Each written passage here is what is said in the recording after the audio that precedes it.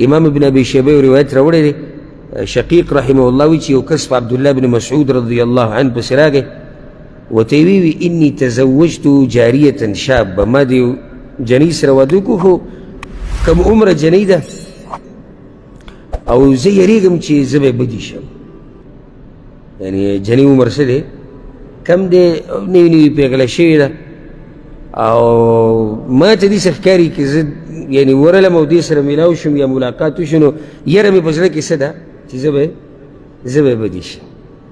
عبدالله بن مسعود ورته وی ګوره محبت د الله د طرف نه وي او دا کینې او دا بدي کېدل دا د شیطان د طرف نه وي ته به داسې کار وکړي چې کله کمرې ته ورننوتې نو پخپله به 2 رکاته لمونځ وکړي او هغې ته به هم ووایو تا پسې به شاته 2 رکاته لمونځ وکړي نو دا یره یې د زړه نه بیا وباسه بیا به ته نه بدي کېږي دا طریقه یعنې چا عملي کړې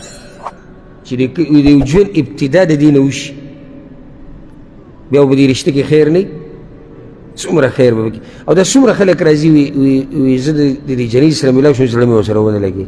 یا زما سره یې زړه ونه لګي ټول عمر له به یې دقه شي